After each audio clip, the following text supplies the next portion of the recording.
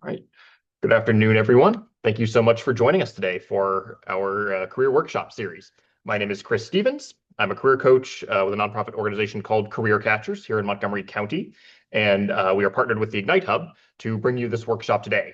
I'm joined by my colleague Anthony, who's a representative of the Ignite Hub, and he'll be manning the chat.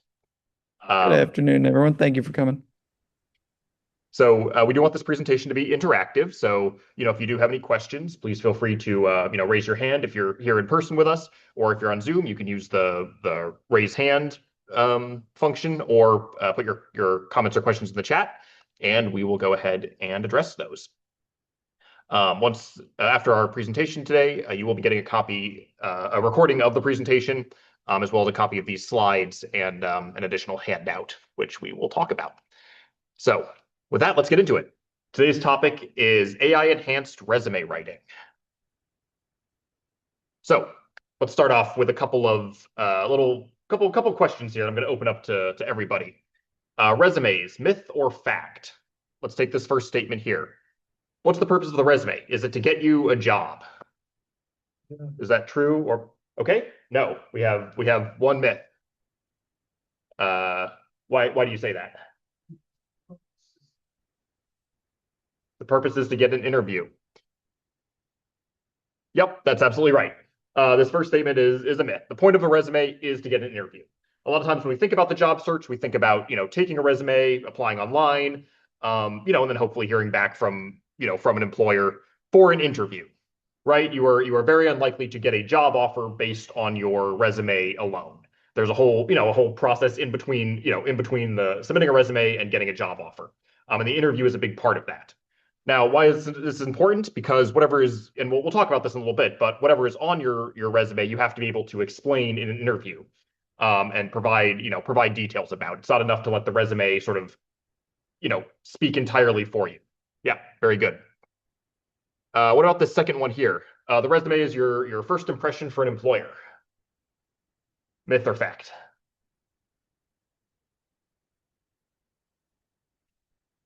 Say fact.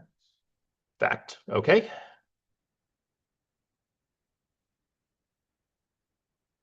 Yep, I would generally call this one a fact. Generally speaking, the resume is the first thing an employer will see about you, right? Unless you're at an in-person, job fair, networking event, hiring event, the resume is going to be the only source of information that a recruiter has on you. And recruiters look, as we'll get into, recruiters look at a lot of different resumes, right? So the important thing is to really make that first impression count, because that is your first and your best chance. What about this next one? You only need one resume. You can create one resume and use it to apply to to all the jobs you want. Myth or fact? Yeah, Myth. Okay, why is that? customize your resume with the type of jobs you're applying for. And if you're going to an interview, you need more than one copy of the same resume to hand to the interviewers who don't have them. Yes, absolutely. So there's a couple points that you made. Excellent. So yes, I would say this is a myth. You want to tailor your resume for sort of each specific job or career field that you're applying for. We'll talk a little bit about different strategies about how to do that. But yeah, especially resumes certainly should be tailored for each application you submit, and more generally, if you're applying for a few different types of roles, you generally want a resume for each type of role. And we'll talk about how to best tailor those resumes. Um, as an aside, your point about bringing if you're meeting someone in person for an interview, you always want to have some copies of your resume ready. It's a very good practice. And last one, when you're writing a resume, can you copy and try to tailor it to a job description? Can you copy, phrases and things directly from a job description into your resume? Is that a good practice, do you think?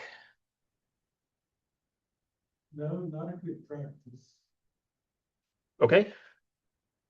Ed, yep, you'd be right again. So this is one you hear a bit, right? When we talk about tailoring the job description to a resume, a lot of times people think that means you can sort of copy word for word from the job description into the resume. And that's not enough. Keywords, are very important, as we'll talk about. You want to make sure that your resume reflects what's being asked for in a job description. But, putting in the exact phrase isn't enough. You need to be able to demonstrate that you actually have those skills and experience. And we'll talk a little bit about how to do that. Great, great. Everyone seems to be on the same page. You got all these right. One more question here. So, how long do you think employers look at at a resume that they receive? 15 to 20 seconds, 30 to 45 seconds, or 1 to 2 minutes? Which one of these options do you think it takes employers, or how long they spend, I should say? Any guesses? Got 15 seconds in the chat. Okay. Oh, what were you gonna say? I was gonna guess 30, but that's close to 20. Yeah. So we've got a guess for 15 to 20, a guess for 30 to 45. None of those are very long, right? And oh, we have one more here. 15 seconds. Yep, a couple in the chat, 15 to 20. Yeah. So people said 15 to 20. You're absolutely right. I've even heard less sometimes. I've heard 6 to 10 as well. So it is not very long, right? A lot of times, your that first impression, right? That first impression, you have 15 to 20 seconds to make that really strong first impression on a recruiter. And that's why resumes are so important. And why we're discussing this today is you don't get a lot of time to make your first impression. And so hopefully the strategies we covered today will help you best utilize those 15 to 20 seconds that you do have to really make that impression. And with a lot of the hiring trends today, a lot of the first time you submit your resume, especially online, you may not even get a real person looking at it in the initial review, right? You may have heard of this, but a lot of employers, I would say most employers, use applicant tracking software, or ATS systems. We'll be referring to those a lot in this presentation. And those handle the initial review, right? So the very first thing that happens to your resume once you submit it is it's put through this ATS system, this applicant tracking software. We'll talk a little more about that, but essentially what happens is this scans for those keywords, right? They have a job description they feed in your resume, and it sort of matches the two and then generates a score. And then based on those scores, then an actual recruiter may go and take a look at it. So, these are both two very important points that I want you to remember as we, continue through our presentation. You don't have very long to make a sort of a first impression, and you have to, tailor your resume in such a way that it's ATS friendly, right? That it stands the best chance of going through some of this software. Now, another way to describe this ATS system, this applicant tracking software, would be to call it an AI resume review, right? AI is the big trend. That's what we're talking about today. But recruiters have been using AI for, many years at this point, and ATS systems, I would say, are considered an AI, system, right? That employers use to scan your resumes. So let's talk a little bit about that. How has AI, impacted the modern hiring process aside from ATS? So it's impacted the applicant side as well as the employer or the recruiter side, right? On the applicant side, according to a 2025 survey, 75% of applicants, of candidates, utilize AI tools for applications, right? That could be using ChatGPT to create a resume. It could be, generating mock interview questions. It could be tailoring a cover letter, any or doing research, any number of applications. But, according to this survey, 75% of people are using AI. So, it's become pretty widespread pretty quickly. And, it sort of levels the playing field a little bit, I will say, right? Recruiters have this ATS system to review resumes, and now, job applicants have AI tools of their own to kind of polish things on their end, right? So it's evening out a little bit. Now, because of those tools, applicants are using AI to submit a much larger volume of applications, right? If you're tailoring a resume sort of by hand and applying to, let's say, 10 jobs, you have to take time out to tailor each resume specifically by yourself, by hand. That can take a while, right? It's a lot of time that you're spending doing that. With AI, you can speed up that process and submit a lot more applications, right? So candidates are able to, to put themselves out there to a much greater extent than they had been in the past. And finally, 77%, excuse me, of AI users reported that, using these tools helped them increase their confidence in the job search, right? They felt better about the resumes they were submitting. They felt they were able to come up with elevator pitches or summaries that best showcase their skills. They were able to practice all this different kind of stuff, right? So, in large part, it's seems to be pretty useful for on the applicant side, right? These AI tools. On the recruiter side, much like applicants, they also use AI tools at all stages of the hiring process, right? Not just ATS on the front end, but now they're using AI tools to do interviews and things like that. So it's really recruiters are using these tools a lot more as well to help the process on their side. But, and this is sort of where it becomes interesting, that same survey looked at recruiters as well, and 25% of the recruiters surveyed said they would reject job candidates for presenting AI generated resumes. And another 8% said they would be more likely to employ applicants who didn't use AI to generate their resumes. Right. So what does that mean? It's a little bit of a conflict. On the one hand, you have the applicants who are finding a lot of use out of these tools, and it's helping them, sort of do better quality applications and save time. And on the other hand, you have these recruiters who may not be interested in looking at some of that AI generated content.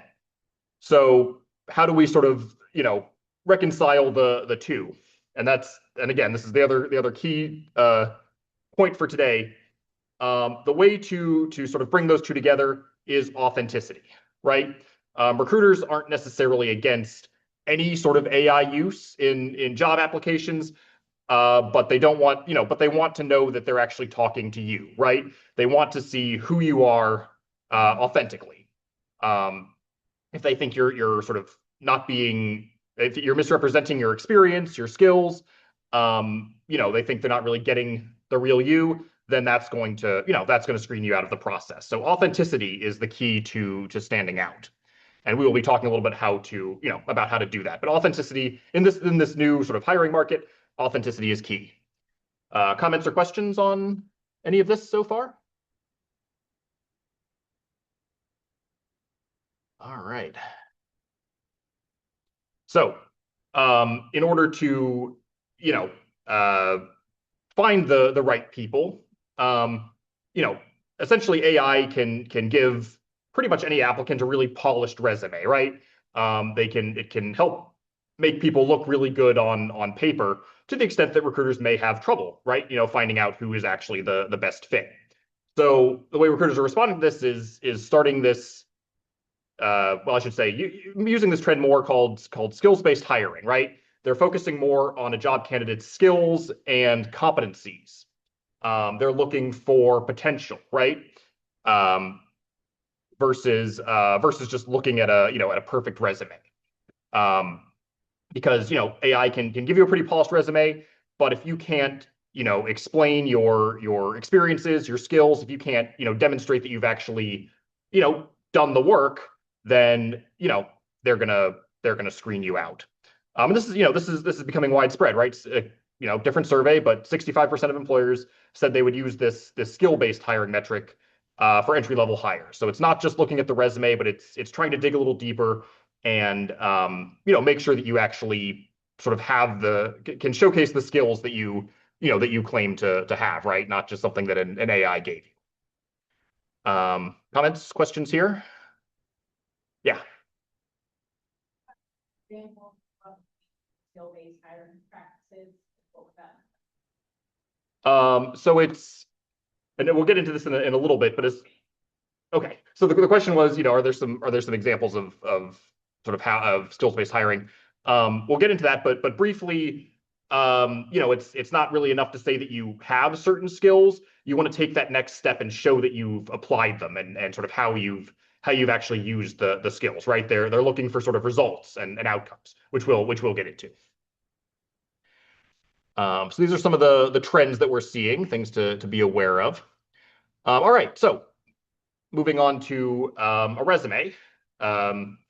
I'm sure most, if not everyone on here has a resume. So let's start with some of the basics. What should go on a resume? What are the parts of a resume? What kind of information should be on here? Name, phone number, email address, and maybe a website or two. Absolutely. I'm contact information. I'm glad you brought that up. We'll get right into that. Yep. Name, contact information. Perfect. That often gets overlooked. Work history. Yep. Professional experience. What else? What are some other sections? Other things you want to highlight? There's another big one. Skill. Volunteers, certificates and, honors, also your educational background. Yep, exactly. So I see it in the chat as well. Certifications, skills, work history. Yes. So we've all of the above. So contact information, right? A couple of people said that. You can include a professional summary at the top. I recommend that, and we'll talk about how to put that together. But skills and qualifications, right? Employers need to know what you bring to the table. Skills are gonna show how you do that. Professional experience, of course, that's what we think about a lot when we think about resumes is, how do you present your professional experience? But just as important is that education and training, right? If you have relevant certifications, that should be on here, and any degrees that you might have, as well as other training programs that can all go on the resume. I heard mentioning volunteering, awards, things like that. That can go under sort of other relevant information, which isn't really a category in and of itself, but it's there's other pieces that you can put on here. Yep, exactly. Great. So everyone's got the basic idea down. And just before we get into some of the details, let's talk about some general guidelines for the resume. So, some of this kind of goes without saying, but it's important. I've looked at a lot of resumes in my time. You want your resume to have a professional appearance, right? You want it to be very sort of organized and logical, and easy to read, right? You only have those 15 to 20 seconds. You want to make sure that a recruiter doesn't have any problem actually reading the resume. So keep it professional, keep it organized, keep it logical. You want it 100% error free, right? There shouldn't be any misspelled words or grammar issues, things like that. Recruiters look at so many resumes that they will often take whatever opportunity they have to screen things out, and misspellings and things like that are a pretty easy way for them to do it, right? Especially if they're looking for that attention to detail. So, with spell check and things like that, this shouldn't really be an issue, but it is important to review it and make sure that nothing slips through. That said, spell check isn't perfect, so having another set of eyes to really look through it and catch anything is a great strategy. Regardless, it should be error-free.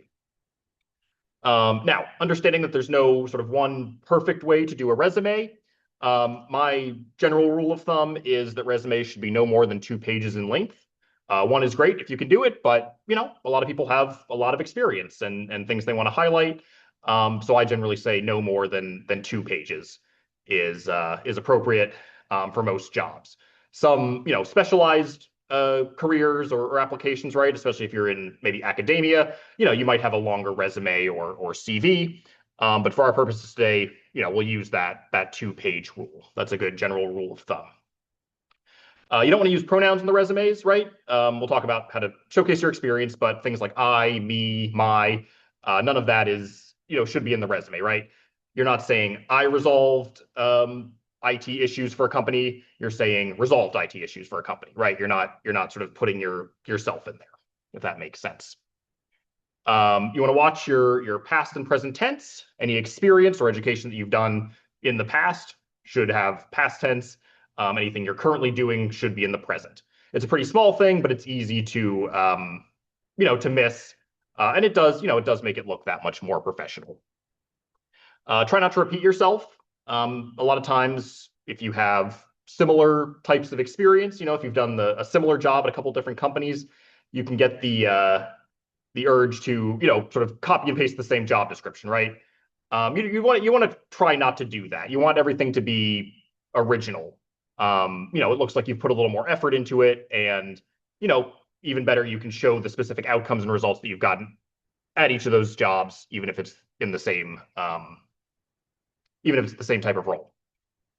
You want to keep a consistent style throughout, so make sure the font size, the font style, all of that should be the same, right? You shouldn't have, circular bullet points for your skills section and square bullet points for your experience section.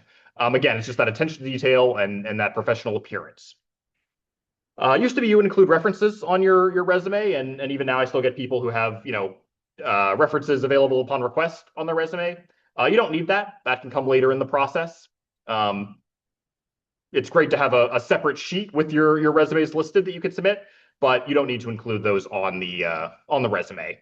For one thing, it's potentially a privacy issue, right? If you're submitting this resume to, pretty widely, you may not want to put the personal information for your references on a resume.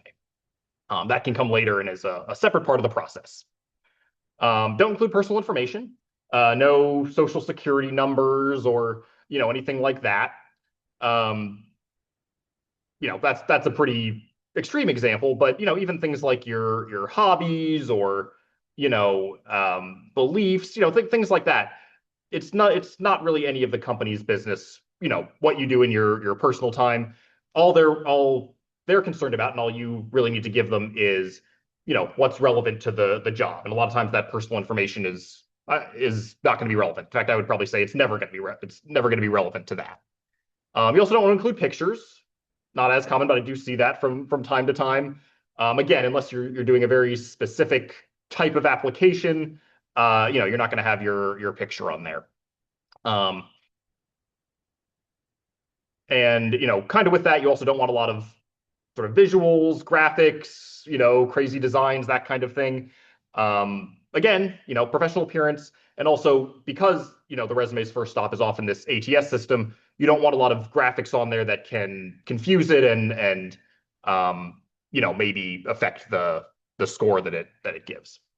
And finally, most resumes are organized reverse chronologically. So that means your most recent experience or education is first on the resume and working backward. There are other types of resumes, but again, for our purposes, reverse chronological is the most common and the one that I usually recommend.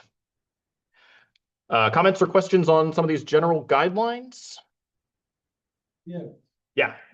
I've heard it recommended to leave your home address out of the resume. Mm-hmm. My personal style is to include it with the cover letter. So let's get into that. Yeah. So the first step on here is contact information. And this often gets overlooked, right? When you ask about the parts of the resume. So, contact information, it's going to be on there, of course, right?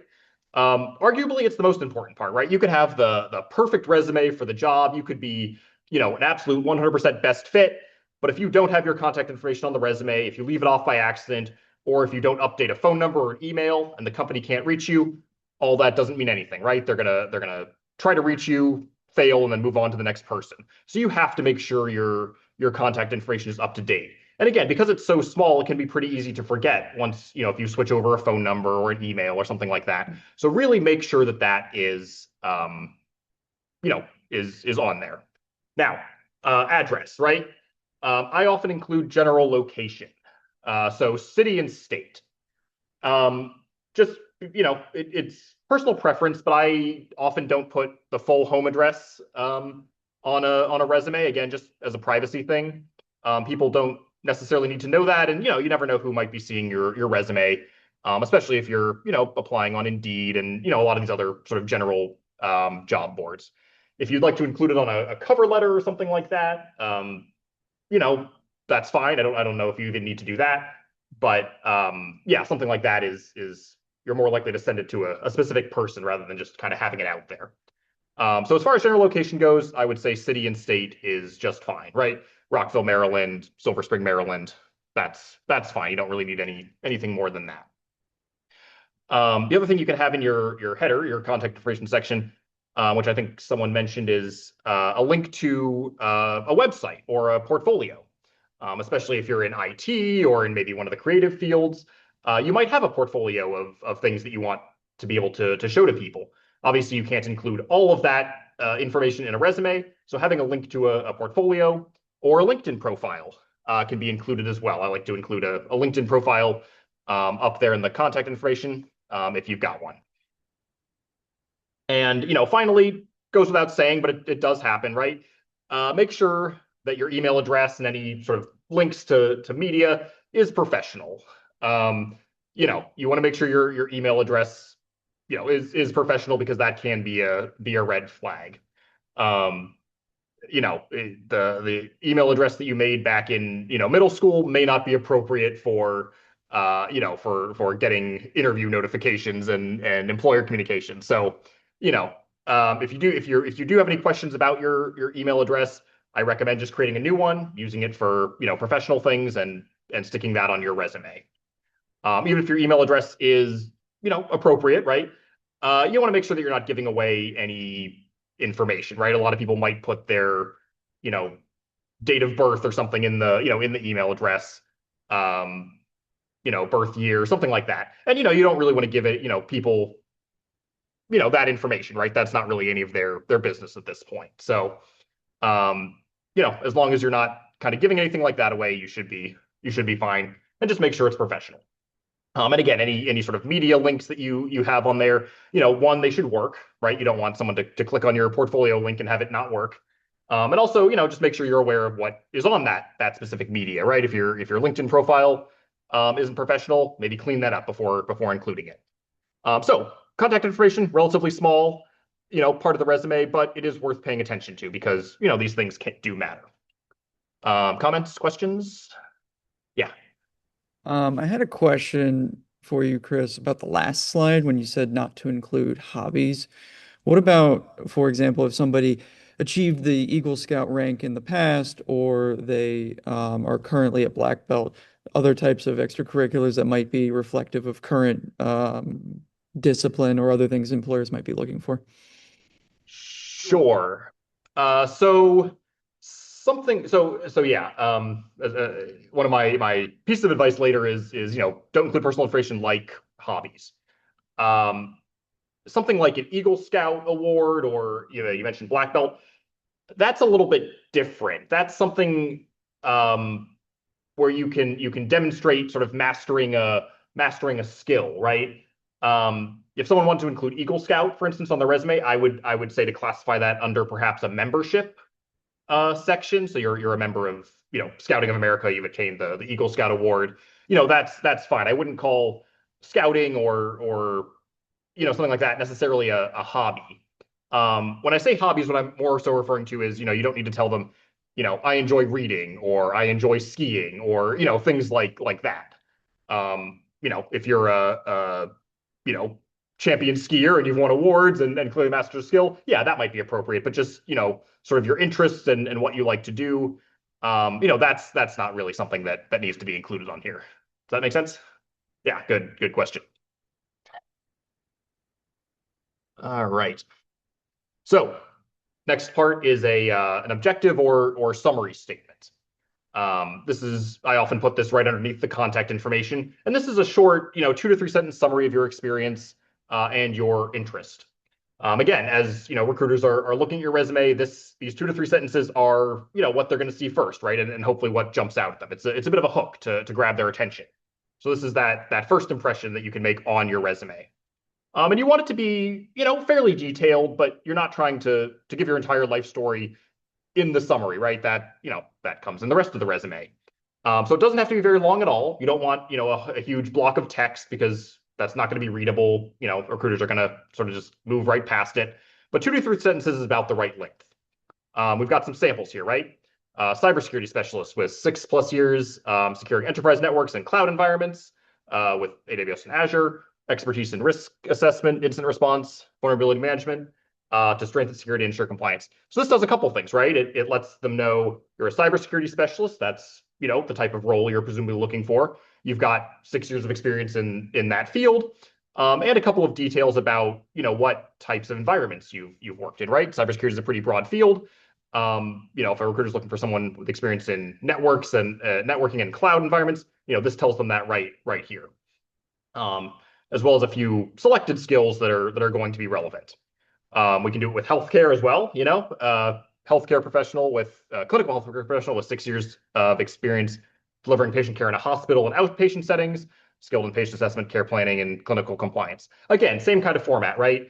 Sort of what what your professional role is, how long you've been doing it, and some of the different environments. Being a healthcare professional, you could work for a caregiving agency, you could work for a hospital, you could work for a retirement community, right? So it's important to kind of give some context there. Again, this doesn't have to be very long, but it should give sort of a hook, right? And again, if a recruiter's spending those 15, 20 seconds trying to pick out, okay, I need to know how much experience they have, what sort of tools they use, this objective or summary statement can give them that, and then they can go to the rest of the resume and confirm it. Does that make sense to everyone? Comments, questions? Great. So that's, your summary statement is going to vary. These kind of follow the same formats. It doesn't have to look exactly like this, but this kind of information is generally what you're looking to capture. Even if you're in retail, customer service professional with 6 years of experience, working in XYZ environments. So, this sort of format can be applied to any kind of job, or volunteer even. You could work that in. Now, the topic for today is AI enhanced resume writing. So we're going to talk about a little bit how to work AI into some of this. Now, when we talk about AI tools to tailor your resume and so on, really any of the common sort of platforms will do. ChatGPT, Claude, Copilot, all of those have free options that you can access, and all of those should be able to get the job done. You can throw these prompts into the free versions, and they'll give you pretty good results. So these AI tools are not necessarily something you have to pay for. Everyone can have access to them. You just have to create an account usually. Go ahead. ATS? Yes. So that refers to applicant tracking software or applicant tracking system. It's an AI tool that employers use to scan resumes to determine what's the best match for a given job description. Yep, absolutely. So there's a couple sample prompts here. Again, these don't have to be the exact prompts you use, but something similar. So for instance, you might plug in a ChatGPT, create a 2 to 3 sentence professional summary, right? Keep it short. For this candidate, this applicant, tailored to a job description, right? You want to give them a job description. Include top skills, certifications, and a value statement. Make it ATS friendly. So this prompt does a couple things, right? And it sort of matches what we have here. Top skills, right? Expertise in risk assessment, incident response, vulnerability management. Certifications, we don't really see that here, but if you're certified as a if you have A+ or Security Plus, or maybe you're a nurse, maybe you have a project management credential, that's something that you're going to want a recruiter to see right away. So that should be in your summary statement. So you're telling the AI to to highlight that. And then the value statement, right? So that's sort of where this objective part comes in. You want to not just sort of show what you do, but what you're going to bring to the employer as well. So the value statement is you're bringing your expertise in risk assessment, incident response to them. You're bringing your skills in patient assessment, care planning, and so on. Right? That's the value statement there. What are you bringing to the table for the recruiter? And finally, make it ATS friendly. So really highlight those keywords from the job description and try to work them in here. A prompt like this is a great way to get started. This isn't to say you should just plug a job description, plug your experience in AI and say, generate a summary. Once you get it, that's a starting point, right? You want to review it. You want to make it sound like you. You want to make sure it's accurate. But this is a good place to start. Another similar one might be generate a 2 to 3 sentence professional summary for this resume, right? You put a resume into the chat bot that aligns with the job description. You can tell it to incorporate those keywords, those certifications, and again, that value statement, right? Emphasize candidate's value to the employer, optimize it for ATS scanning. So kind of similar, and it should get you, good results using prompts like this. I will note, it's not just take my resume and say, all right, generate a summary, right? Here, you're being very specific about what you want it to focus on. You can give very general instructions to your AI chatbot. Again, generate a summary for this resume. But you're going to have a much more effective one if you do add in some of these details. That's really where sort of the AI strength comes in, is really tailoring it and working in the instructions that you give it. So you can, this is maybe your initial prompt, but you can continue to work with your chatbot to refine that summary until you get one that you like. Anyway, bottom line is, for these prompts, you want them to be, pretty detailed and let the AI know exactly what to incorporate into that summary. Comments, questions on using AI for creating your summary statement?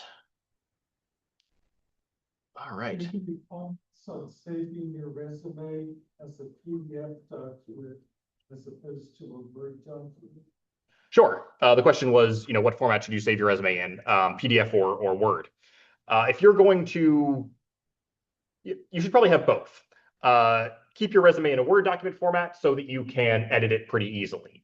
Especially since you're going to be tailoring your resume to, different job descriptions. It's going to look a little bit different each time. So you want a Word version that you can edit pretty easily. Now, if you're sending a resume to someone, if you're submitting your resume to a job site or emailing it to someone, then I would say you could save it as a PDF and send it that way. The strengths of a PDF is it generally keeps the formatting a little more intact. So what you send is what someone's going to see on the other end. And the other thing is, there's less room for error, right? Someone's not going to accidentally delete, a section from your Word resume, right? With a PDF, you can't do that. So, keep a Word sort of version for yourself. But when you're applying, you can send it as a PDF. Thank you. And do applicant tracking systems have difficulty reading PDFs? Not that I'm aware of. You should be pretty safe with that. I mean, again, unless there's sort of a weird sort of format or graphics or something, but I haven't really encountered that issue as far as I know. So it should be fine.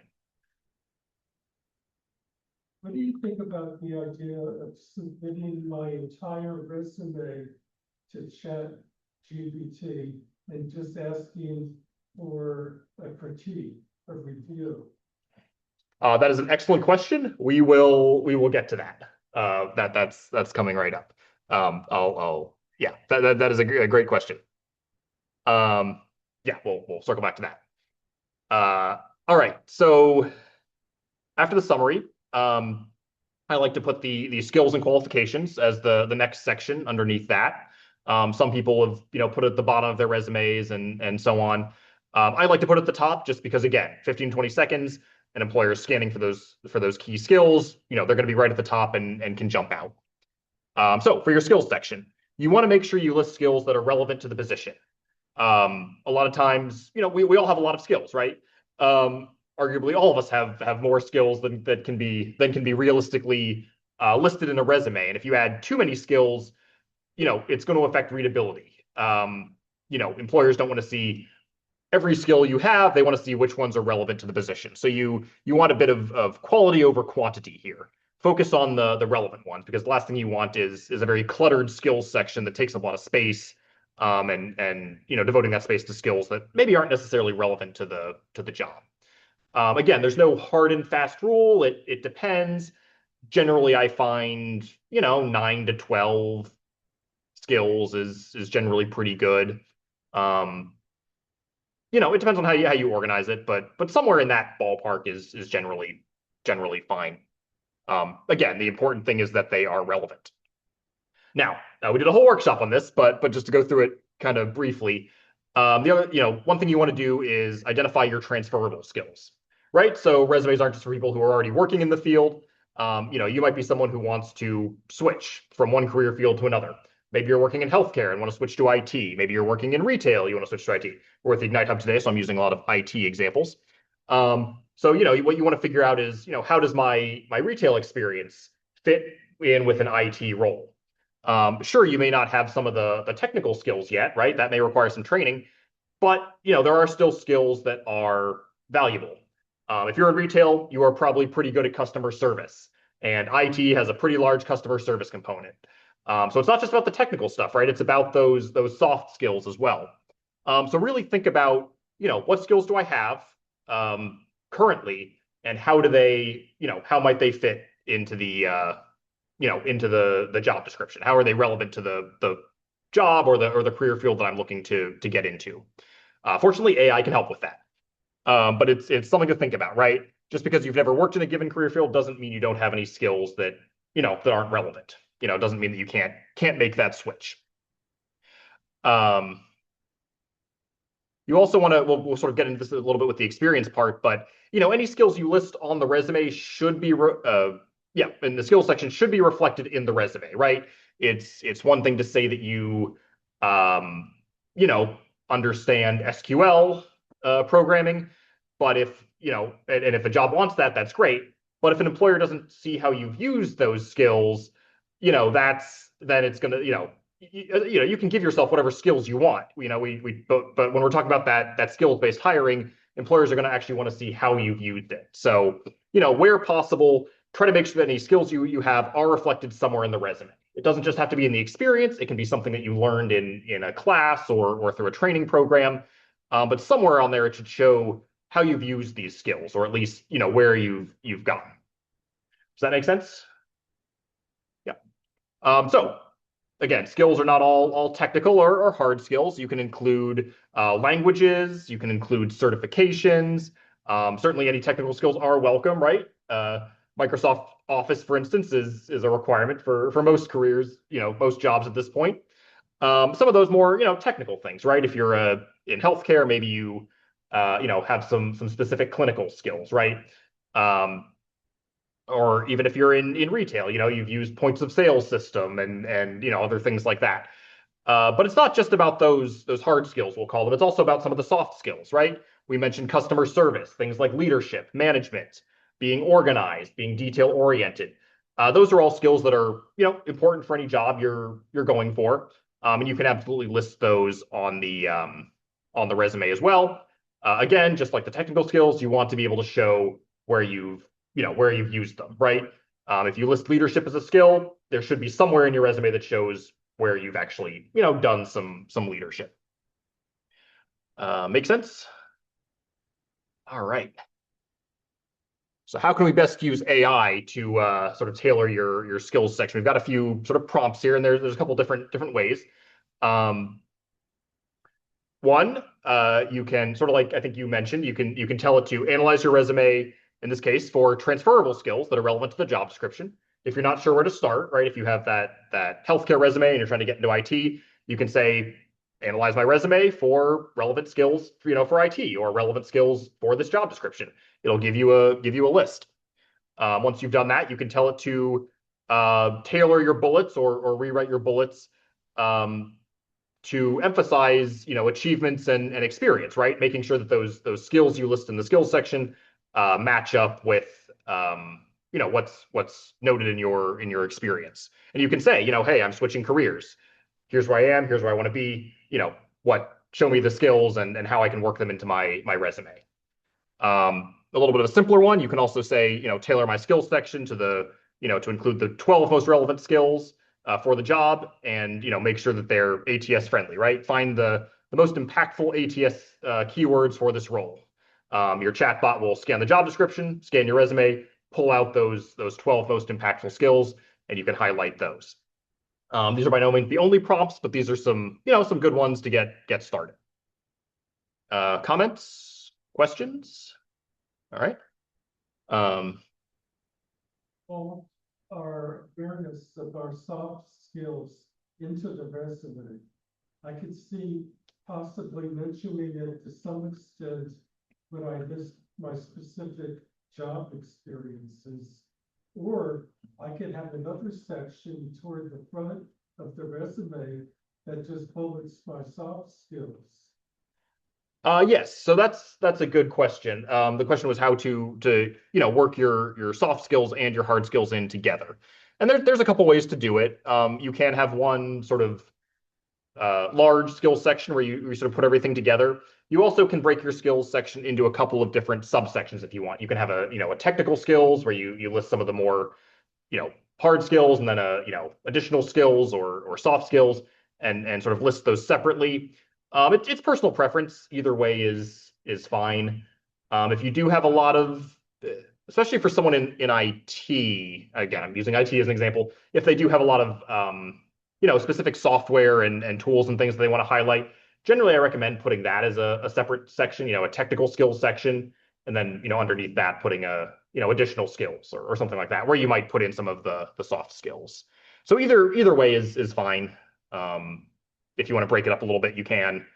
If not, that's fine too. You should be okay either way. Did that answer your question? Yeah, Okay, great.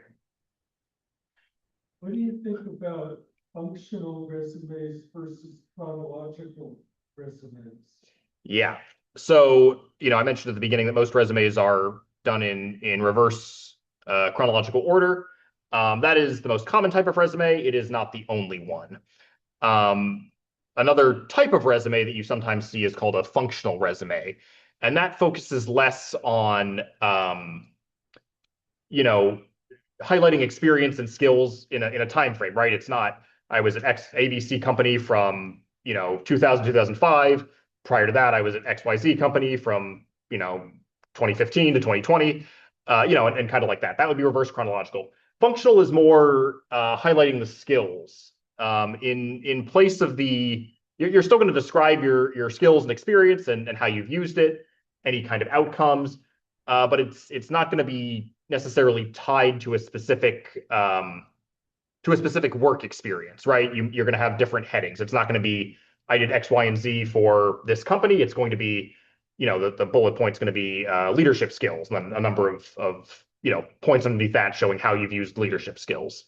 So it really focuses more on the skills versus the experience. Your experience is still going to be on there, but it's just formatted in a different way.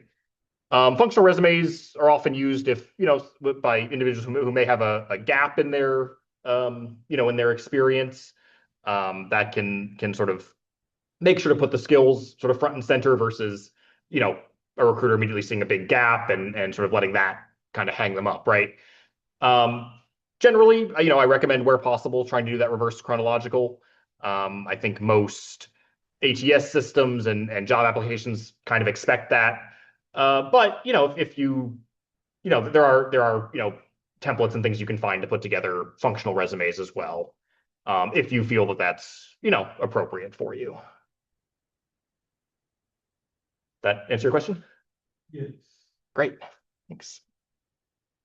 All right. So our next part of the resume is professional experience. This is kind of the big one, right?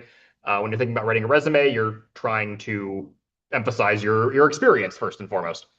So what counts as experience? A lot of times we might think about it as work that we're paid for, right? You've had a job, that you're paid for. That's going to get put on the resume. I'm going to encourage you to think of experience a lot more broadly. It's not just paid experience. It can be things like volunteering. It can be things like internships. It can even be things like personal projects. Especially if you're someone who's working in one field, trying to switch into another, you may not have that paid work experience. Or if you're just looking for your first job, right? You may not have that paid work experience, but you might have done some volunteer work. You might have done some internships. You might have, learned some skills on your own, right? And all of that counts as experience that you can and should highlight on a resume. How you organize it is up to you. There's a couple different ways, but when you're thinking about your experience, think about everything that you've done. If it's relevant, try to include it on there, even if it's not something you got paid for. General rules with experience: try to go back 10 years if possible. Any more than 10 years, it gets a bit dated. You might date yourself. Some people may not have 10 years. That's fine. Plenty of early career people don't have 10 years. Go back as far as you can. But no more than 10 years on a resume. We will get into this, but we talked about those skills-based hiring. It's not enough just to say what you did, but employers want to see how you've actually used those skills, right? They want results. So try to use numbers to quantify your results where possible. You may not be able to do it for every bullet point, but try to get some quantifiable results in there, so that employers can really see, what you've accomplished during your experience. And we'll talk about that in just a minute. Try to use action words, right? You're not going to say, did cashier duties, did help desk resolutions, right? You want to use action words. Resolved issues, managed a team, researched a topic, supervised, analyzed, right? You want these strong sort of action words. If you have sort of assisted with, right? That's not going to be very eye-catching, right? You want to phrase it with sort of strong action verbs at the beginning of each bullet point. And if you're not sure how to do it, you can ask ChatGPT or one of the other AI bots to help you with that. But try to start off each bullet point with an action word. You want to keep your description short, right? You're not putting full sentences on the resume. You're not saying I did X, Y, and Z.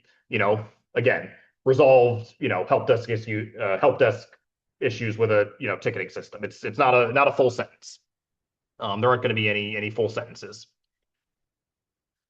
Watch out for jargon. So jargon is words, language that is very specific to a specific industry.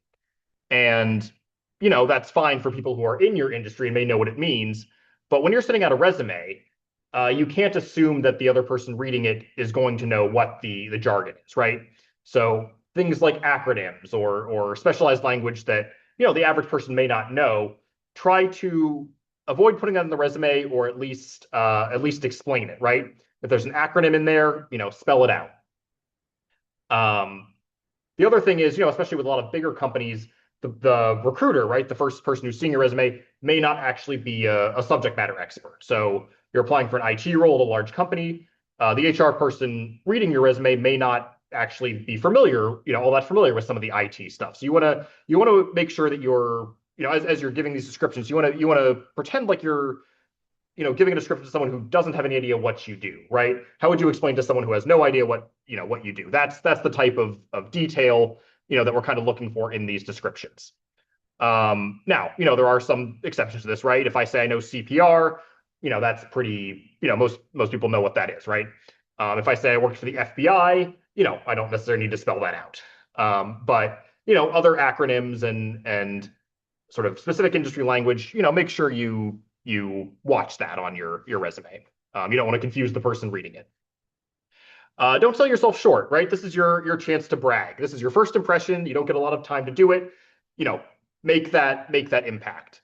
I've spoken to a few people who've said, I ask them to add more detail, to talk a little more fully about their experience. And they say, yeah, I just don't feel comfortable talking about myself or bragging about myself, or, well, maybe I did this, but I did with other people, so maybe it doesn't really count. Don't sell yourself short. This is not the time to do it. You're trying to make the best impression on the employer. This is your chance to really put it all out there. So, be as detailed as you can. That's fine. No one is going to think that you're pretentious or obnoxious for bragging about yourself. That's what this is for. That said, do not make up experience on your resume. Should go without saying, I've seen it happen. We talked about how the point of a resume is to get an interview, and that's where this comes in, right? Anything you put on the resume, you are going to have to explain or defend in an interview. If you walk into an interview with made up experience on your resume that you never did, that's going to end things real quick, right? It is better to go in with 50% of the experience that you need for the role, versus making up 100% of the experience and trying to go into that same interview. So do not make up don't make up experience. Chances are you have plenty you can talk about without needing to make things up. It will get caught somewhere in the process. And again, I've had some people I've worked with do this, and a lot of times you hear, well, all I need to do is get through the ATS and get me to that interview, and so this made up, once I get to the interview, I can explain myself. Yeah, but at that point, they have your resume. It's and if you're not able to explain that, that's gonna stop things right there. So, by all means, brag about yourself as much as you want, but make sure that it is actually something you did, right? Don't just make it up. Comments, questions? All right. So one way to do this that I've sort of found helpful is using what's called the XYZ method. I've also heard it called the Google XYZ method. Apparently, it's popular with recruiters over there. But it's a way to sort of list out your experience and highlighting your accomplishments, not just your job duties. So generally speaking, a bullet format should look something like this. You accomplished X as measured by Y by doing Z. So let's break that down. You're including a lot of information in these bullet points, but the first part of that is you want to start each point with the action that you took, right? What's the action verb that you did, right? Led a team, led a quality assurance team, right? That led a quality assurance team that reduced errors or something, right? That's the quantify, reduced errors by 50%, right? That's the quantifiable result of your action. The why is how is that measured, right? So that was measured by creating a quality assurance database, right? That logged and tracked error. So and then and so looking at entries in the database might be how it's measured. I've got some examples on the next slide. And then finally, what actions did you take to achieve that result? And this can include some of the tools, right? So you created that database using SQL or Python or what have you. You managed the team with weekly check-ins to address ongoing errors and resolve them. Whatever actions you did, that's how you want to describe it. Not all your bullet points have to look exactly like this. There's a little bit of flexibility in the sentence order and how you want to sort of present it. But if your bullet point has basically XYZ, has these points in it somewhere, generally that's going to be a pretty strong, experience bullet. So let's do some comparisons here, right? A bullet point on a resume might be helped customers and answered questions, right? That's fine. That's what you did. That's valuable. If we were to apply this XYZ format, right? Resolve 50 plus customer inquiries per day as measured by, maintaining 95% satisfaction ratings by giving them clear information and coordinating with the teams, right? The second one is clearly stronger. It's got those quantifiable results, and it gives sort of clear information about how you actually did the thing, right? When we're talking about that skills-based hiring, something like this is great. This shows recruiters exactly what they want to see. So that's an example for customer service. If we're looking at IT, right? Maybe you're in help desk. You provided IT support to company employees. Again, fine. That's what you did, but that doesn't really tell us a whole lot. However, if you resolved 40 help desk tickets a week, improving the resolution rate by 25, right? Measurable outcomes by using specific tools or strategies or software, or on different platforms, that's going to have much more of an impact. Yeah, a couple more. I've got a few here. So healthcare, right? Assisted patients and visitors, in a hospital, great. That's fine. You're leaving a lot up to the recruiter's imagination with that. If you tell them you assisted 100 plus patients and visitors a day, reducing the wait times by coordinating with clinical staff, again, it just sounds so much more strong. So you want to get away from this and start getting into this. Now, not all bullet points may be able to follow this format. It really depends. But where possible, try to do something like this, or as much as you can, right? Try to have some kind of quantifiable outcome in there. And this XYZ method, I think, is and this results-based experience is what sets you apart, right? If you put a job description into ChatGPT and say, create a resume that is good for this position, you're going to get sort of a generic resume, right? The AI can't actually describe your experience like this. It can't quantify things. It can't quantify things for you. It can't speak to what you actually did in these roles. This is where you come in, right? This is the human part of the resume writing.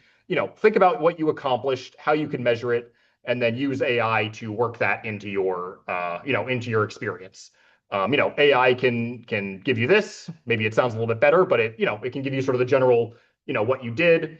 It can't, create the results and things like that for you. That's something that you need to put in. And again, so some sample bullet points here, right?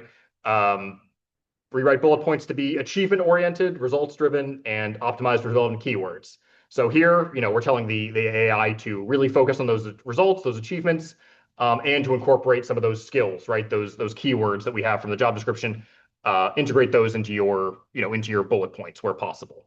You can tell it to maintain truthfulness and clarity, always good. You don't want it to make things up for you. Again, you have to defend this in an interview. And tell it to include metrics where possible. Again, it can't give you those metrics. You have to provide the metrics, but it can help you work those in. You can also have it, compare the resume to the job description, and rewrite, the work experience points so they better match the role. And then kind of similar to the first one, emphasize relevant responsibilities, specific tools, measurable achievements, keeping the content truthful. Different ways of phrasing these prompts, but you're going to get, similar outcomes. And again, more detailed, the better, right? Saying, rewrite my resume to match the job description, that's going to get you one output. But if you tell it to, rewrite my resume or tailor my resume to the job description, make sure it's achievements oriented and results driven, that's where you start getting into the, into the skills based hiring, the XYZ, territory. That's what really makes an impression for recruiters. Comments, questions on this? And it's not that clear, or it sounds more like your job than a reality. Like, how would I know this number? How come up with that percent?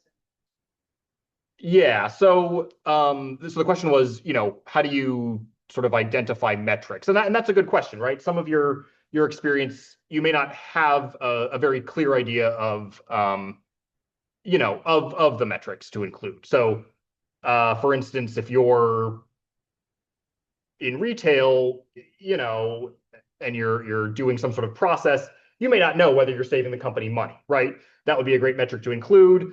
But, from where you are in your role, you may not have access to that information, and, you may not be able to include something like that. Even if the metrics don't necessarily need to be big picture. If I'm working in retail, I'm trying to find a metric for what I'm doing. I can just say that I achieved my personal sales goals, right? That's a metric that I do know about, versus, I can say I saved the company money or something like that. So, I would, generally speaking, I think there's usually sort of some sort of personal metric that you can identify, but I understand that may not be the case. That may not be true in all cases. If in that case, I would say do the best you can, right? Even if you don't have X, Y, Z, if you have X and Y, that's still better than, just X, right? So, this isn't necessarily you have to have every bullet point looking like this, but as much as possible, try to include this content. Does that make sense? Yeah. And again, if you're not sure how to quantify something, you can ask the chat bot, and they may have some suggestions. Again, they can't give you the actual numbers, but they can make you think, hey, have you done this? Oh yeah, I have. I can use that as a metric, right? So you can ask that too. All right, moving right along. Education and training. So generally, I do put this after the professional experience. That said, it can also go above professional experience. Generally, whichever one is most recent, right? If you've been working most recently, that should probably go above education. If you're a recent graduate, right, and you're looking for your first job, then the education is going to be, or you went to school and are switching careers, the education is going to be first. So it's whatever you've done most recently, that how you're going to want to organize it on your resume. So education is pretty straightforward. If you have a degree program that can be high school, college, graduate school, all of those you can put on there. You want the school name and the program, right, or major. If it's recent, you may want to you can put the date on, right? If you're a recent graduate, you can include your graduation date. If you're if you have your high school diploma on here, but you were in high school 20 years ago, you can leave the date off, right? Age discrimination is illegal in the hiring process, but I'm not going to stand here and say, it can't happen, right? So you want to be a little bit careful with the dates, especially in education, because that can date you a little bit. So for education and training, if it's recent, I would say include the dates. If it's a little farther back, the date can be left off. You want your highest degree on there, certainly. And it can have multiple entries, right? Maybe you have a couple of degrees. That's fine. Put all that on here. You can include lower level degrees if you want as well. Maybe you have especially if the lower degree is something different, right? Maybe you have a bachelor's degree in statistics and a master's degree in cybersecurity. Both of those might be relevant for a job that you're looking at, right? You don't just have to include the cybersecurity degree. Employers might want someone who can manage those statistics as well. So absolutely put your highest degree on there. Lower degrees can be included if they're relevant. You can also, this is optional, but you can also put things like relevant coursework or projects that you've completed as part of your classes. You don't have to. A lot of times this can be helpful if the skills that you're advertising to an employer, right, on your resume are things that you learned in school, right? We want those skills to show up somewhere in your resume. So, maybe you haven't done any work that has programming, but you took a Python class, right? You want to make sure that you can show the recruiter where you got those programming skills. So it's a good way to sort of highlight specific skills you have. Especially if it's, a little bit generic, right? You can, a master's degree in cybersecurity is great. If you specialized or focused on a certain aspect of that, the relevant coursework can show that specialization, right? It gives you the chance to add a little more detail. Same with projects. If you've completed any sort of major projects as part of your coursework, you can include those on there and have a brief description as well. GPA is also optional. I would say generally if you have 3.5 or above, you can include it. If not, you don't have to. But ultimately, it's optional. But pretty straightforward. School name, program name, maybe the date, depending on when you did it. Certifications, same kind of deal. You want the certification, obviously, the school or program that you did. And again, if it's recent, include the date on there.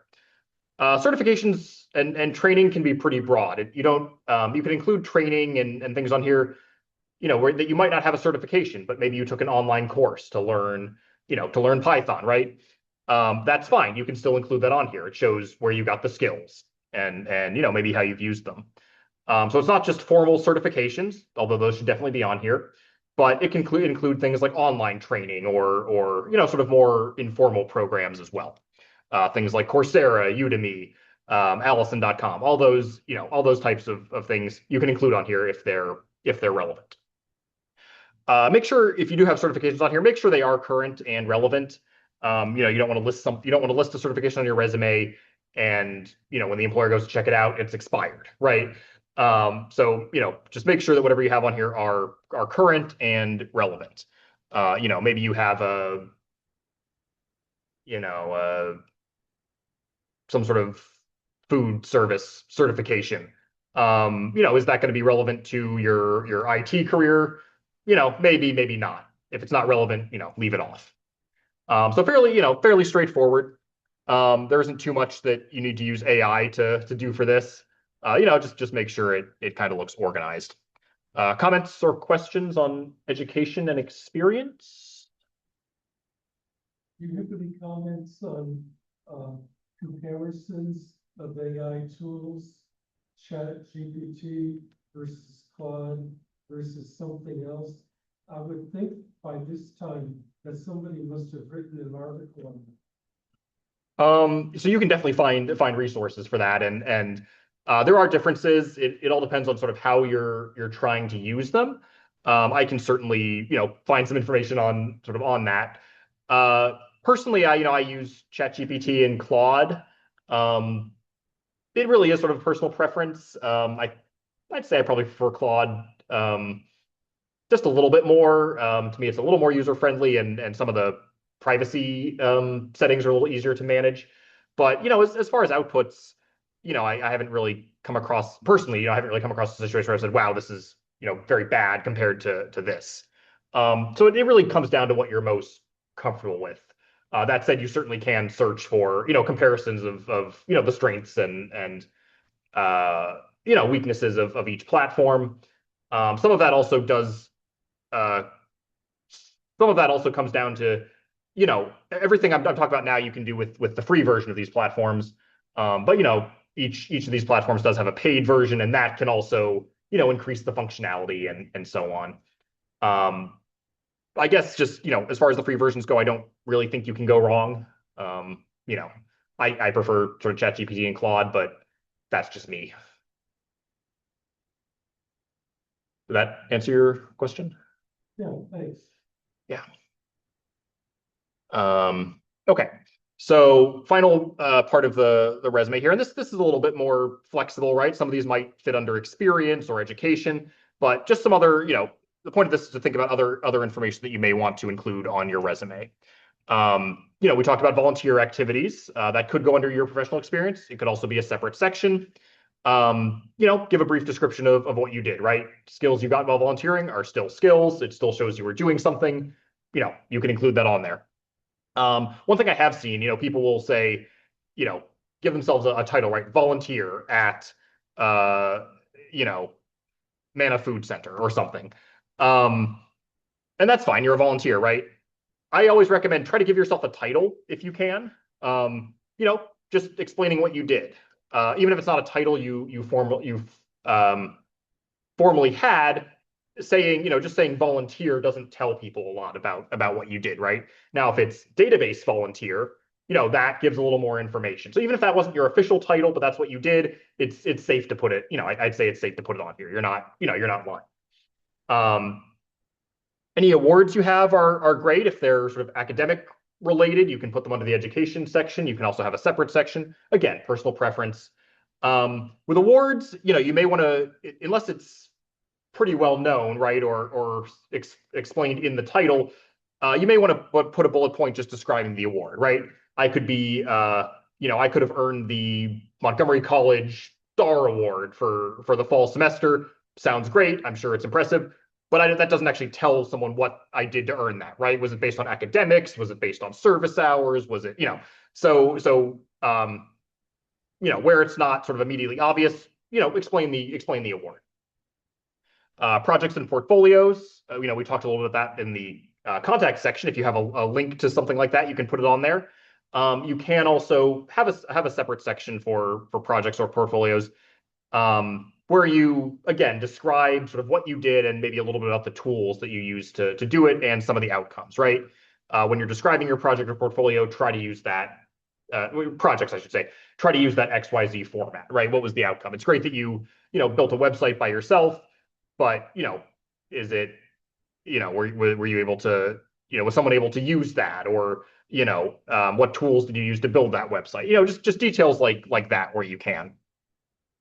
Another thing, that is sometimes on here, again, this is more so towards academic type resumes, but, if someone has publications, you can include those there too. Just make sure that, the citation style is consistent.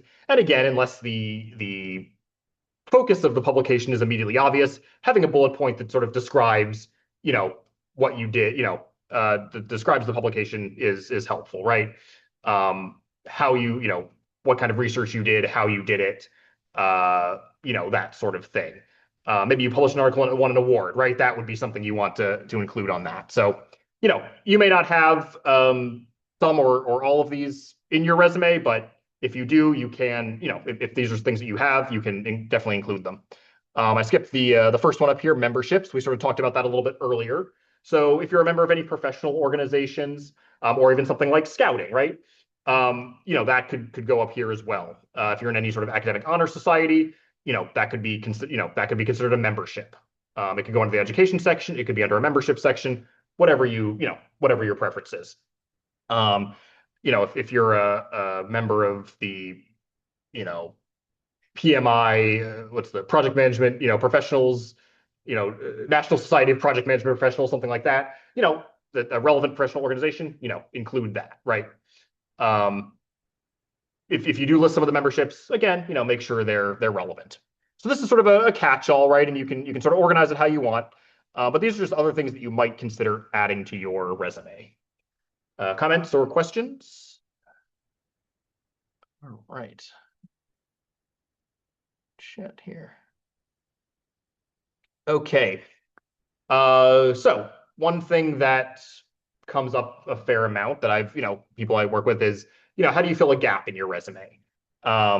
Life happens, everyone's, circumstances are unique, and sometimes, you may not be working or, you might have a gap there. Especially during COVID, right? A lot of people, had to leave the workforce temporarily. And, there's a gap there. So, it happens, right? It's not necessarily a bad thing. It's life. But, you do want to be cognizant of how that shows up on a resume. And you want to try to cover the gaps where possible. So even if you're not working, I would encourage you to try to be doing something, right? Volunteering, doing online training, trying to find a certification program, doing personal projects, anything like that, right? Even if it's not sort of paid experience, if you can highlight, what you were doing in that gap, that's good, right? It's not so much that you sort of weren't working in your field that recruiters are looking for. It's more, hey, was this person doing something, or do they just have a 2-year gap that just isn't explained, right? So where possible, try to fit in something. I think the easiest way to do this is to be volunteering or doing some kind of training. But, if you were, let's say, taking on the role of a caregiver for, a family member or something like that, right? That's pretty common. That happens. You can add that into your experience as well. The employer doesn't need to know that it's a family member. You can say, caregiver for a private family, and then, list the bullet points that you did, right? Those are, all those skills are valuable too. So, don't make up a role for yourself, but if you were doing something in that time, you can kind of give yourself a role, right? If you were taking care of someone, you're a caregiver, who it was doesn't matter. You still have those skills. I also sometimes see people including a very in-depth explanation on their resumes about gaps, right? Like, I was fired from this job, or, I left this job after a personality conflict, or, I was laid off due to the company downsizing, so on. I took a mental health sabbatical, things like that. And I would just say, you don't necessarily need to include an explanation with all of that personal information. Again, a lot of that is not necessarily, the employer's business. If you were out of the workforce for a couple of years due to an injury, you don't need to give a lot of detail about, about why that, about that, right? That's personal information. Yeah, it's personal information. You don't necessarily need to include it.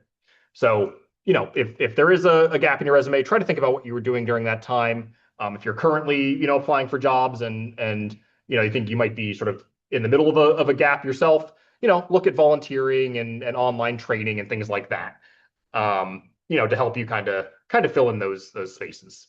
Does that make sense to everyone? All right, great. So final part here, and we're finally gonna come back around to, I think, what you said about how using sort of AI to assess your resume. So a lot of the sample prompts I've shown are, they're detailed, but they're a little bit basic, right? It's very, take A, give me B, right? And if you use chatbots to do that, that's fine, right? That's certainly part of what they can do. But one of the real strengths of these AI tools is that they can go deeper, right? You're not just saying, hey, match, the job description to my resume. You can give it, there are other strategies you can use. And so there's a few of them here, and I've got a couple outputs that I'll show you. But you could ask the chatbot to play the role of a recruiter, right? We're all wondering, what does a recruiter think when they see my resume? How would a recruiter analyze my resume for, compared to a job description? You can tell that to the chatbot, right? Pretend that you are a senior recruiter for this company. Analyze my resume, give me the strengths and weaknesses, right? Where are the gaps? What do I need to improve? What are the strengths, right? And you can do just that. It's not just match the resume to the job description. It's how does this match up? What are the skills gaps? What are the strengths? And then, come up with a plan for addressing those. So you can ask it to compare your resume to a job description and identify that. And I've got an example of that. You can ask the chatbot to sort of simulate an ATS system, right? The way that works is they do the keyword matching and generate a score. The chatbot can do basically the same thing, right? Analyze my resume like an ATS system and show me show me what it would look like on the other end, right? These are all different things you can ask it to do. And we mentioned those 15 to 20 seconds, or I've heard 6 to 10 seconds. You can actually simulate that, right? Pretend you're do a 6 to 10 second evaluation of my resume, as a recruiter, and it'll show you immediately, here's what'll catch the recruiter's attention, here's what might get missed, here's what you need to highlight. So taking a step back and sort of asking it for these more sort of big picture functions can be very helpful. And I'm going to stop the share here real quick. So I did a couple of demos ahead of time, so I hope everyone can see this, but I went into ChatGPT, and here's one of these more sort of higher level prompts, and you will be getting copies of this. There's a handout I have of some of these prompts that you can try out yourself, so not to worry. But here I told the ChatGPT that it's an experienced technical recruiter and an ATS evaluator. I wanted to determine how well my resume matches the job description, and I wanted to evaluate the resume using these criteria, right? Skill alignment, do the tools match the relevant work experience? Do I have the certifications? Do that ATS analysis, all this stuff, right? It's not just saying do A and give me B. You can say do A, but focus on, all these sub bullet points, right? Like look how detailed this is. Provide analysis in the following format, right? I can get a score. I can get that ATS score. It can tell me the top 5 strengths from my resume. It can show me the gaps. It can show me the keywords that need to be optimized. It can, rewrite bullet points. I can tell it to do all of this stuff in the prompt, right? So here I have a description that I just came up with. It's a help desk technician.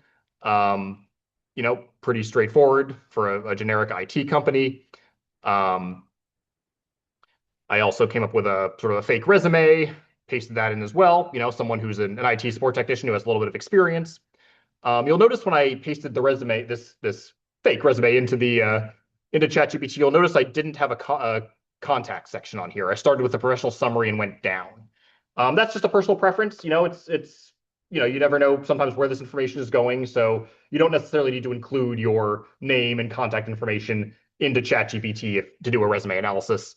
That part, you can leave that out and just focus on the skills and experience.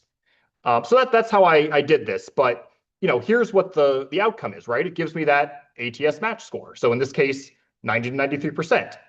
It tells me that this resume aligns with the job description, and here's why, right? It really breaks it down. It mentions some of the gaps, right? So maybe I have ITIL practices. Great, I should include that on the resume. Maybe I don't. Maybe there's training for that. I mentioned ServiceNow in the skills, but not in the work experience. Okay, I need to fix that, right? And then overall, in this case, it would probably pass. This is the free version. This is the free version of ChatGPT. Yep, all this is in the free version. It broke down by strengths, right? So here are the words that the key skills that appear in the job description. Here's what was reflected on the resume. It again really breaks it down here. The certification gaps, and this part's great, right? So this is what they're asking for. Some of these are not mentioned in my resume. Maybe I can do that by just tweaking the bullet points. Maybe I need to find training, but here's what are the gaps, right? here's how to optimize or emphasize some of these ATS keywords. You know, we want to make sure that a lot of these are that as many of these as possible are reflected in the resume. If I wanted to rewrite these bullets, it can give me some examples of how to do so. You know, again, giving a little more detail, showing those tools, those software, the metrics. You know, and gives me some suggestions here. Again, this isn't, you're not just taking this, you know, taking the AI's word for it. You know, if this isn't right, don't do it, right? Or change it so that it is accurate. But this is, you know, this is a suggestion. This is a starting point. You know, and it has some additional suggestions and things in here. And finally, it gives me a hiring manager perspective, right? So again, here's what I did. It's a summary. Here's what I did well. Here's what might stand out to a recruiter. Here's what they might be iffy about. And then, you know, gives us some further options. So, you know, the point of this is, you know, just this is a much, you know, sort of higher level analysis than just tailor my resume to this job description, right? It can really go in and tell you exactly why it's doing, you know, what it's doing. And then you can, you know, go back and forth and really hone in on, you know, on some of the suggestions. Another example I have here, I mentioned that 6-second resume scan. So same kind of thing here. You're a recruiter performing a 6-second resume scan. Same job opening, same resume. And I want it to give me its first impressions. I want it to give me, you know, the things that recruiters notice. I want me to give it the missing things, the red flags. You know, and you know what the recruiter what will make the recruiter keep reading, what will make them move on, and some improvements, right? Again, you'll get this prompt here. This isn't you know, I'll send it out afterwards, so you don't have to write it down. And again, you know, we get something similar. So, you know, again, looks highly aligned with the role.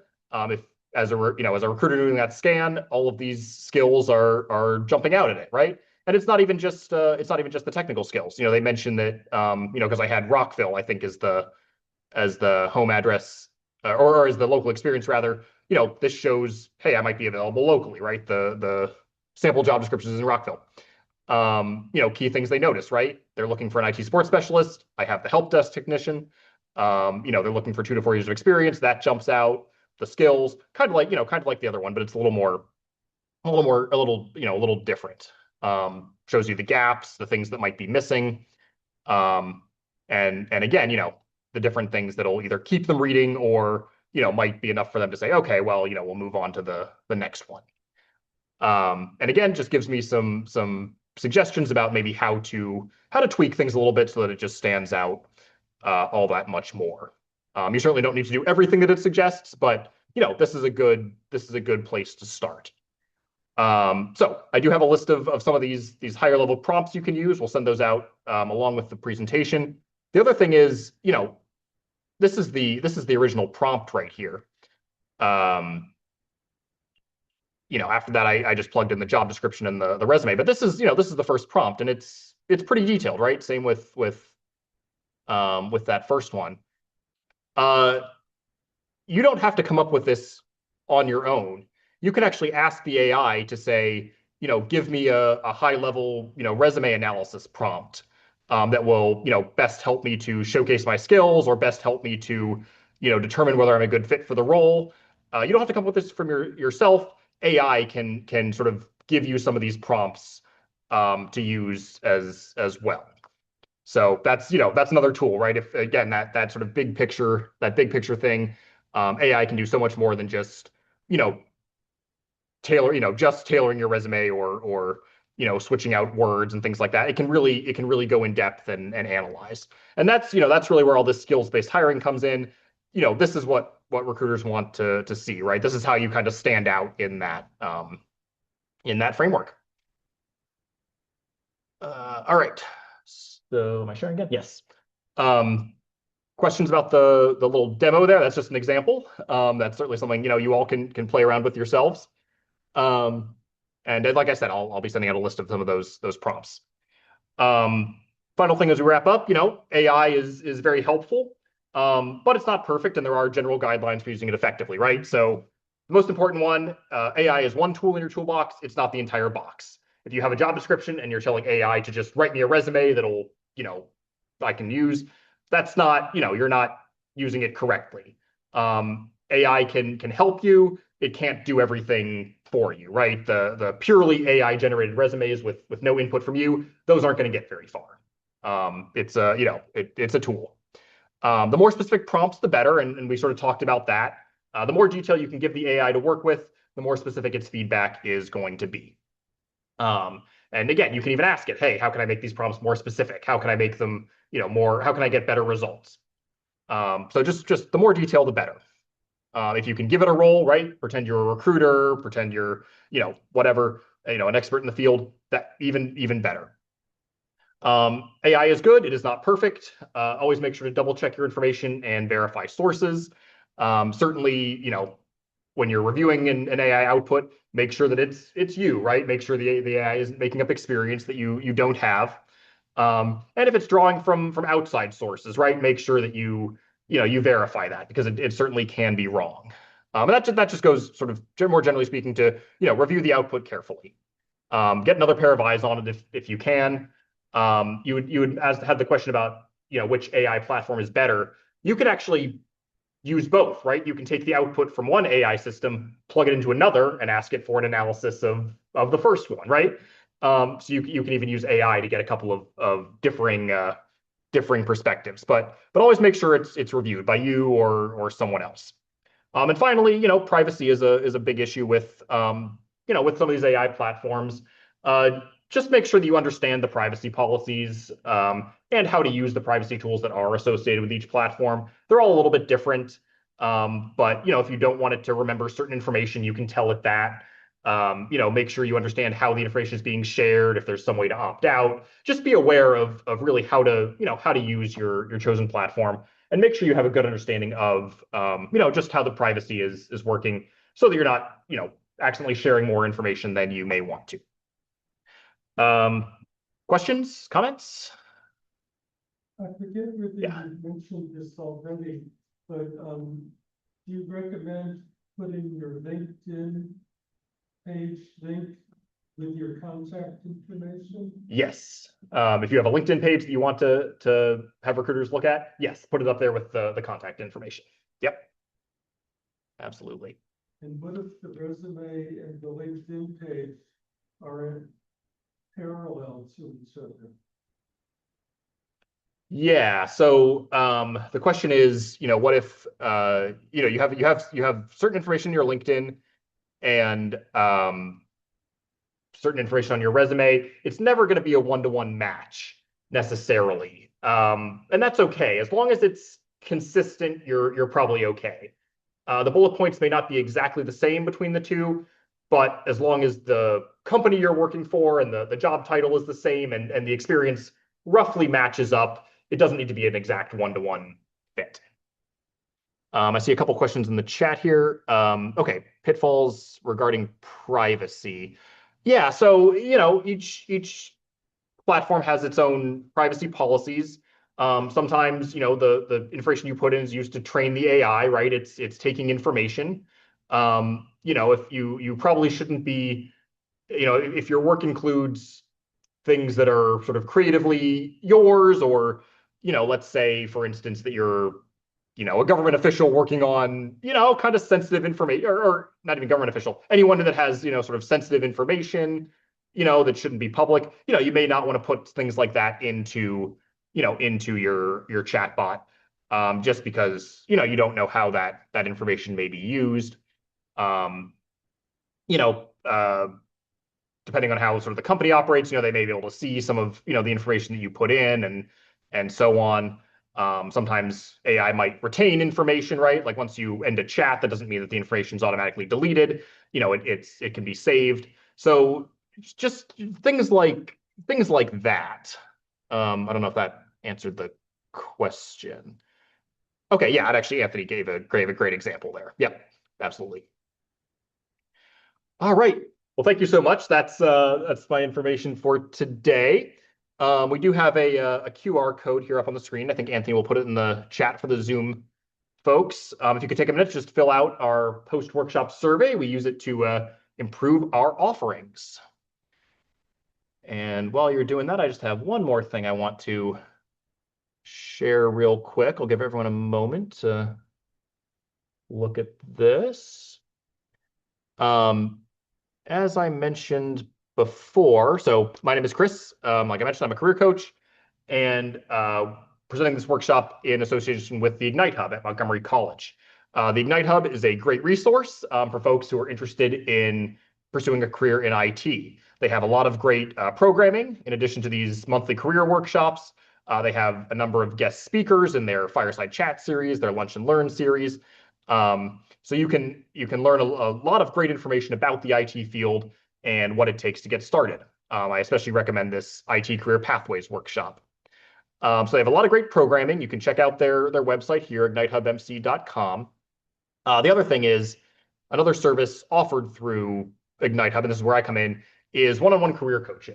If you are a resident of Montgomery County and you would like a one-on-one meeting with myself to discuss your job search, resume, interview prep, whatever kind of assistance you need in finding a job, we can set that up. You can go on the website to make an appointment. The appointment slots through the website are a little bit limited. So I included my personal email on this slide as well, chris@careercatchers.org. You can send me a message through there and we can set up a time to talk. So again, if you're a Montgomery County resident, you can absolutely take advantage of this service. It is free. Just something else that the Ignite Hub provides.